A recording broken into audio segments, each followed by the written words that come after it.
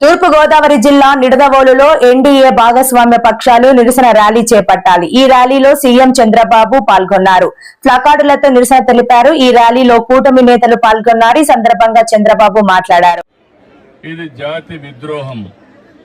భారతదేశ సంస్కృతి మహిళల్ని గౌరవించడం, అన్ని రంగాలలో వాళ్ళని ఆదరించడం.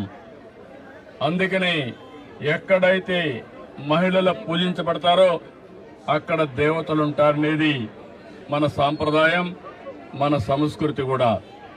అలాంటి సంస్కృతి సాంప్రదాయాలకి భిన్నంగా నిన్న జరిగిన ద్రోహం ఈరోజు నిడదవోలులో నిరసన తెలియజేస్తున్నాం. ఇది ప్రారంభం మాత్రం, దీంతో ఆగదు. మొత్తం మహిళా లోకం ఒకటి కావడం ప్రతి ఒక్కరు కూడా గుర్తుపెట్టుకోవాలి. మన ఇంట్లో ఉండే ఆడబిడ్డలను గుర్తుపెట్టుకుని దేశంలో ఉండే ఆడబిడ్డలందరూ పైకి రావాలి, వాళ్ళ ఆత్మగౌరవంతో బ్రతకాలని నినాదంతో మనందరం ముందుకు పోవాల్సిన అవసరం ఉంది. దీనికి కుంటు సాకులు చెప్పారు. నిన్న చాలా స్పష్టంగా చిన్న రాష్ట్రాలకు నష్టం జరుగుతుందని మాట్లాడారు.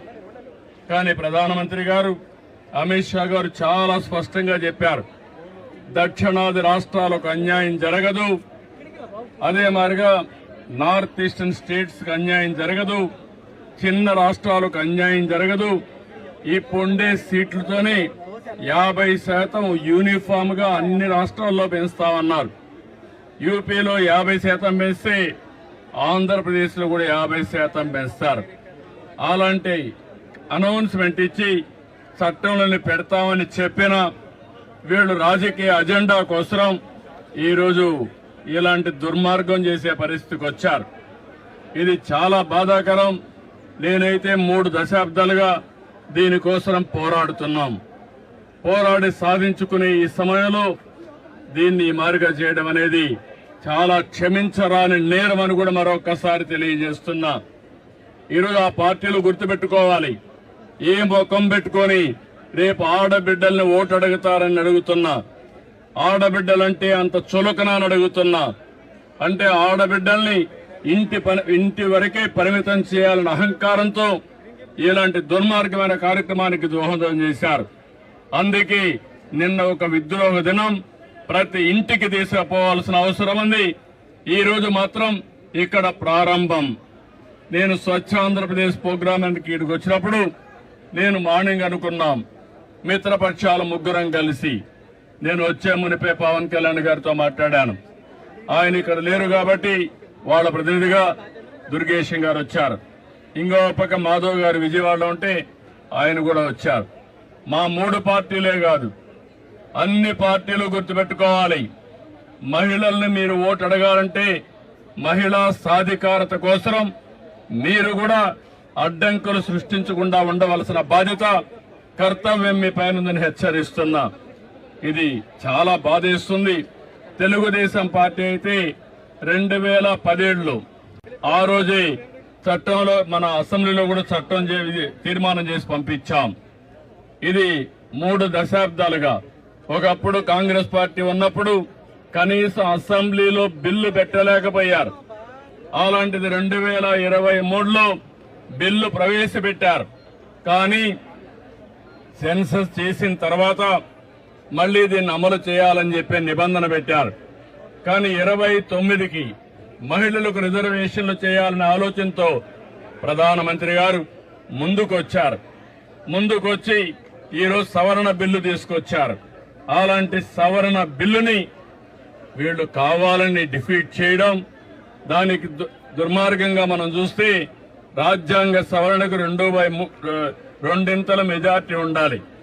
దాన్ని ఆసరాగా తీసుకుని నిన్నంతా వక్రీకరించే భాషలో మాట్లాడారు. మొట్టమొదటిసారిగా వీళ్ళు చూస్తే వీళ్ళు చెప్పింది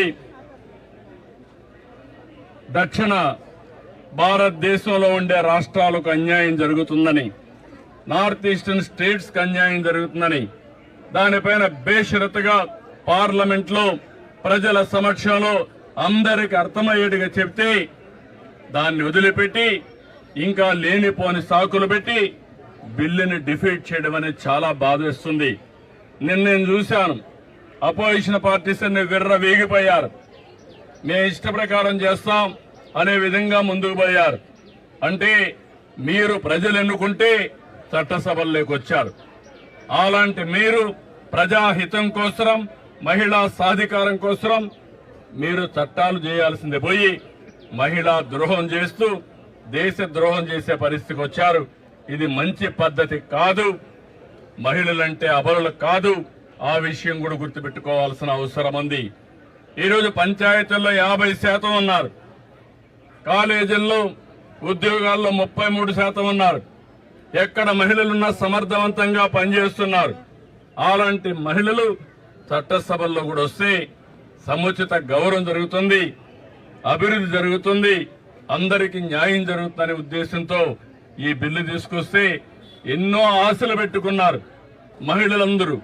మళ్లీ కించపరిచే విధంగా, మహిళల యొక్క ఆత్మాభిమానాన్ని దెబ్బతీసే విధంగా ఈరోజు ఆ బిల్లును డిఫీట్ చేశారు. ఇది క్షమించరాని నేరం. దీనికి నిరసనగా ఈరోజు నిడదవోలులో ప్రారంభం. ఈ ప్రారంభం ముందుకు తీసుకుపోతాం తప్ప వదిలిపెట్టే సమస్య లేదు. వీళ్లకు చేసిన ద్రోహానికి ఆ పార్టీలకి రాబోయే రోజుల్లో డిపాజిట్స్ రాకుండా చేయాల్సిన బాధ్యత మనందరిపైన ఉందని చెప్పి తెలియజేసుకుంటూ, అప్పుడే ఈ మహిళలకి న్యాయం జరుగుతుంది. వీళ్ళు ఒక విధంగా చెప్పాలంటే వీళ్ళ ఇంట్లో ఉండే ఆడబిడ్డలు కూడా పైకొస్తే చూడలేనటువంటి ద్వేషం వీళ్ళకుంది. అంటే వీళ్ళ ఆధిపత్యం అది పోవాలి. అందరూ సమానం. మన ఆడబిడ్డలను మనం గౌరవించకపోతే ఎవరిని గౌరవిస్తామని అడుగుతున్నా. కాబట్టి దీన్ని చాలా తీవ్రంగా గర్హిస్తున్నా. ఈ విషయం